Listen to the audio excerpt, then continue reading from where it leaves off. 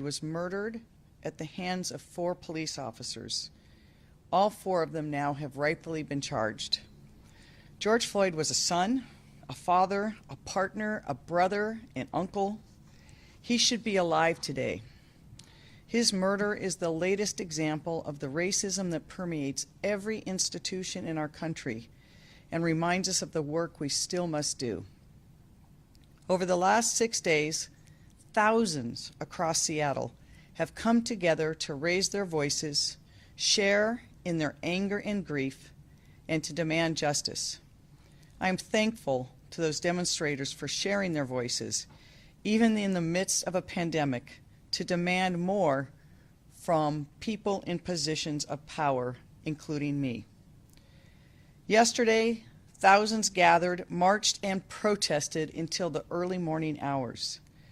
I am grateful that our city remained peaceful throughout the night. I want to express my deep thanks to protesters and community activists who showed up again and showed again the power of collective action. I'm grateful that there were no injuries and no arrests. That must remain our goal, for we want there to be peace and safety both for those coming together to speak out and for our police department. I have every confidence that can be achieved. Every night, Chief Best has worked with her commanders and officers to adjust their approach, to see what they can do further to de-escalate, like moving barriers further down a hill so there's more room to spread out, and creating more distance between officers and demonstrators, communicating more with the crowd, relying on help from those who are there peacefully to stop someone who might be throwing something at officers. And there was a powerful moment when officers lowered their shield and demonstrators lowered their umbrellas. I also want to thank Chief Best for her tremendous leadership. Last night, she took the time to go herself, to speak with demonstrators on the front line. She sought out Omar Salisbury, a community activist and journalist who's been live streaming the demonstrations. He's the very person who filmed the now known as the Pink Umbrella video, which showed so clearly the escalation of events Monday night. Last night, walking with Chief Best, he filmed for all to see the view from the officer's position, both closer to the barrier and in their new positions further away from the barrier. He also pointed out to the chief something that should help, setting up a sound system so those who are demonstrating can clearly hear police on the lines. As he noted, how can you communicate when people cannot hear you? These moments and more like them show that when we come together and listen, we can move forward.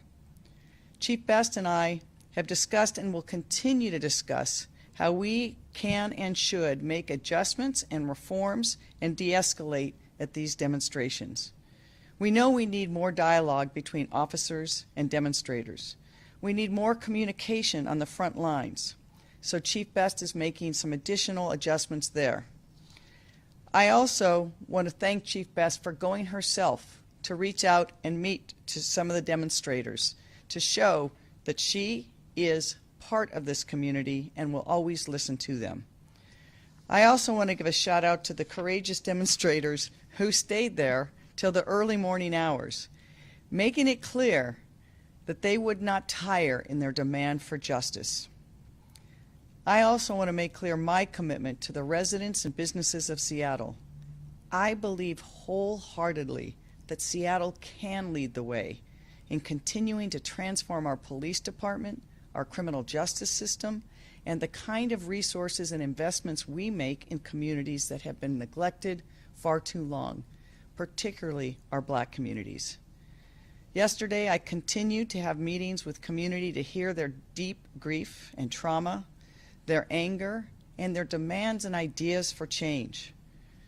For me, and for all of us who have not lived the Black experience, now is a time of deep personal examination, a time to acknowledge our privilege and the need to step aside for other voices to be given the power they deserve but have been denied for generations. So I appreciate the time and leadership of all those who were willing to make themselves vulnerable and speak of their own experiences. From their experiences only will the change come that we need. In each of these meetings, we heard many people ask that the curfew be lifted. I want to acknowledge Reverend Harriet Walden, who's been particularly eloquent in her statements about its impacts and the impacts that it had to look like state was taking action to silence voices and prevent collective action. And while the curfew was put in place by Chief Best's recommendations as a tool to help stop the looting and violence, we knew also that it was important for people to be able to gather and to demonstrate peacefully.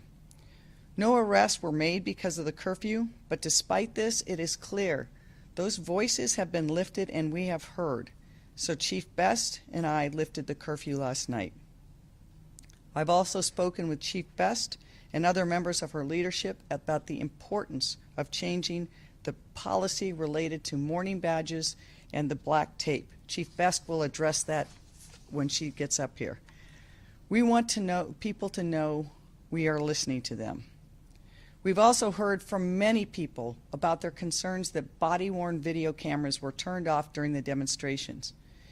Many of the demonstrators have expressed their desire that body-worn video remain all the time, even during the peaceful demonstrations.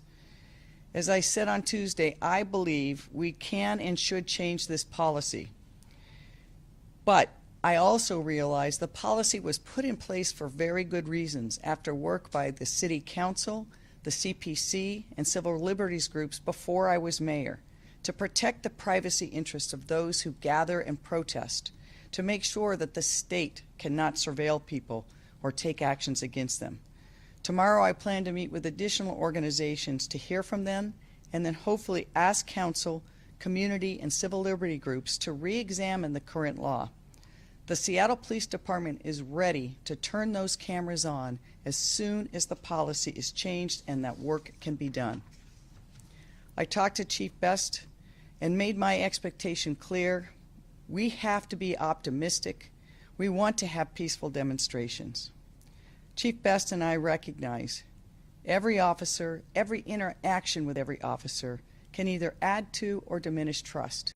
And I've heard that from the officers themselves on the front line. They know how important their actions are, and that the actions of one can be attributed to the many. Yesterday, I also had the opportunity to speak with City Attorney Pete Holmes and Chief Best about the consent decree. Well, the city made clear in its previous filing, and the court had orally indicated that we had met the terms of a sustainment plan. We also made clear that we needed to come back to the court to address the concerns about discipline and accountability. But we also heard from community very loudly and very clearly that they felt that motion was an indication that we were abandoning the principles of the consent decree. It was not, but it was important that we show that and take a pause. So yesterday, we withdrew that motion. As many people know, I was very involved. I conducted the investigation that led to the consent decree, and I was the original person signing the consent decree. I believe it's brought significant, important, systematic changes to the Seattle Police Department, and that through the hard work of our community and police officers, we have reformed how we do policing. We've created better training, transparency, and new oversight measures when force is used. We will continue to have the same kind of scrutiny as we continue to look for additional ways to increase transparency and accountability. And I also want to be very clear that when I say the Seattle Police Department has made great progress on reforms, it's true. But saying that doesn't mean we're done or that there isn't more work to do.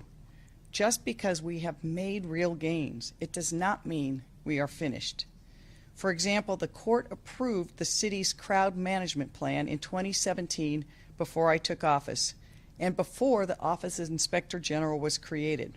That crowd management plan approved the policies that you've seen implemented today.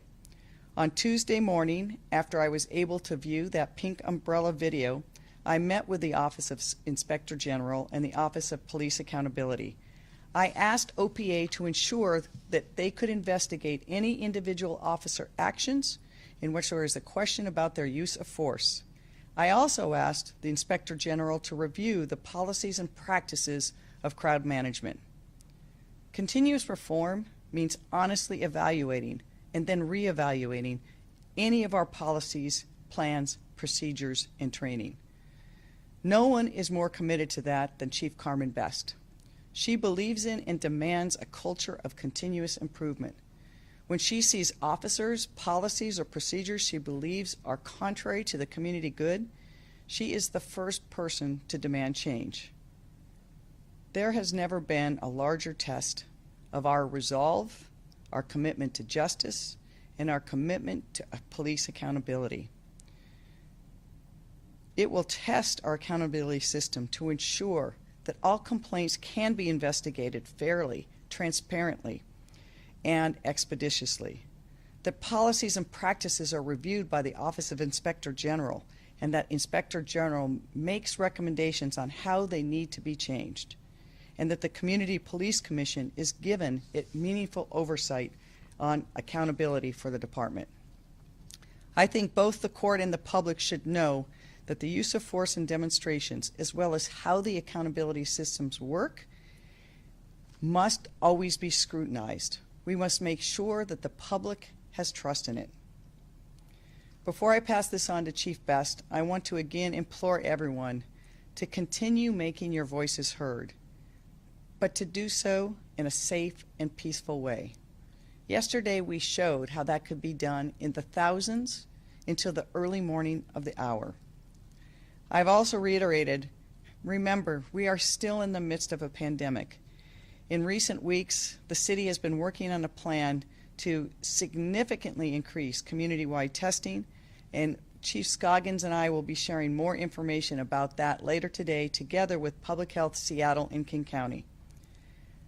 I want to close by saying we are in very difficult and tumultuous times.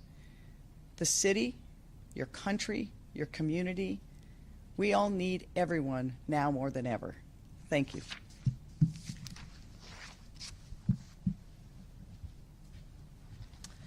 Good afternoon. As we have done every day when we have these press briefings, I want to start out by just taking a moment to pay homage and reverence to George Floyd, who was needlessly murdered at the hands of police officers. That is what triggered this latest set of protests and really brought to light and highlighted the need to have more discussion, more engagement, and more demonstration to get peace and equity for everyone. So I just wanted to start with that. Last night, I'm glad to report that we had peaceful demonstrations, no injuries to officers, no injury to demonstrators, and no arrest. It was a good night in the city in that regard. I had the opportunity, as the mayor said, to walk around, to visit with many members who were demonstrating peacefully in the streets in Capitol Hill, and really it was quite a wonderful sight to see. I also saw one of our sergeants talking to the crowd and just engaging with them along with other officers who went out to the crowd and engaged with them. It really was a chance for people to see that we actually and truly care. We're a police agency, but we're all people. At the end of the day, we're people, and that's what the police agency is made of.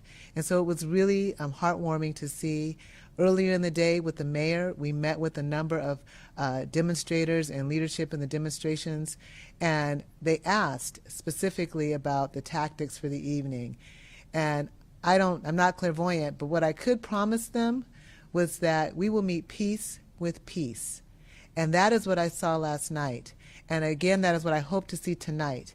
People able to come together to very energetically express their First Amendment right to free speech, and officers standing by for the safety of the community and themselves, but certainly a way that we could be all in the same area and nobody get injured, nobody get hurt, and everybody act in a way and in accordance with how these things should work. It was very, very heartwarming. As the mayor said, We're a part of the community and not apart from the community. And I always say, and I mean this sincerely, we are all in this together. So it was very heartwarming to see, to have that interaction last night. As we move forward, we all need to start healing as community members, as demonstrators, as police officers. We received a list of concerns from some of the demonstrators, and we are reviewing each and every single one of them. Today, I talked to the widow of Officer Antonio Terry, who was killed in the line of duty 26 years ago. I knew him personally. I knew his 2 young boys at the time. I'm a friend of his wife. I wanted to chat with her and tell her about some of the changes that were coming forward. And with a heavy heart, I wanted to address some of the mourning bands and the badges. As I've noted before, there are a long-standing tradition of honoring those who were killed in the line of duty, many of whom in this organization I knew personally and were personal friends. Yet we know that we have to work with community members, and we have to address concerns that they express. We get our authority from the public and from the people. So this afternoon, I will be issuing a special order to address this. The department has to strike a balance between honoring officers who are killed in the line of duty and our responsibility to maintain the public's trust. All officers will have their badge numbers prominently displayed. Sergeants and above who currently do not have badge numbers on their badges will be getting a new policy and new badges as we develop long-term solutions to include making sure that numbers are on all department badges. We've heard people, we understand, we want to make sure that we are being transparent and that people don't have the belief that we are in any way trying to hide who we are when we're addressing people in the public. We also still need the ability to address and mourn and pay homage to those who've lost their lives in the line of duty. So we wanted to make sure we made that policy correction on behalf of what we've been hearing. As the mayor mentioned, again, we are working through a whole host of issues. We'll be looking at every single recommendation, every single thing that people have asked us to review.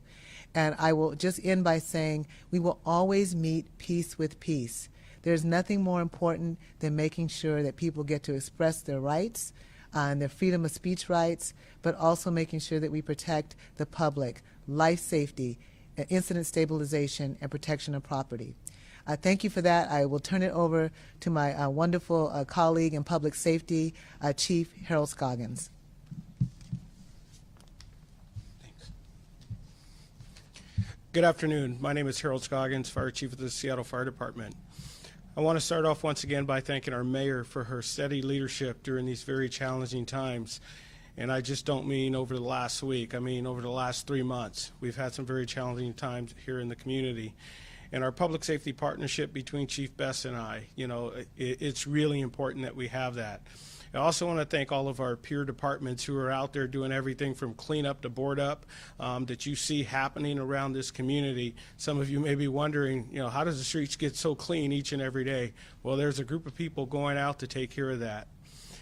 And George Floyd, that memory is there, just like there's so many other before him. But he's brought us here today. So the Seattle Fire Department situational update is this. Yesterday we responded to 8 emergencies in and around the different protests that were taking place. But I do want to highlight one thing. This is the 2nd day in a row that we've had a seizure that's tied to the protests. I want to remind those who are coming out to protest and express your First Amendment rights to please hydrate, bring food if you're going to be here for a long period of time, because these things will happen. And I do want to remind the protesters who, if someone goes down, pay attention to who's around you. Please call 911. Please figure out a way to notify us to help us get through the crowds, to get the patients the care that they need. That's really important. We had 5 medical emergencies yesterday, and this is really important. I also want to remind you, as the mayor mentioned, that we are still in the middle of a pandemic. Please bring face coverings and bring things to wash your hands throughout the course of the day. That is one of our fears, that once these protests end, that we're going to start to see a spike in COVID-19 cases. So take care of yourself, physically distance, and we're going to be there to support you. Thank you.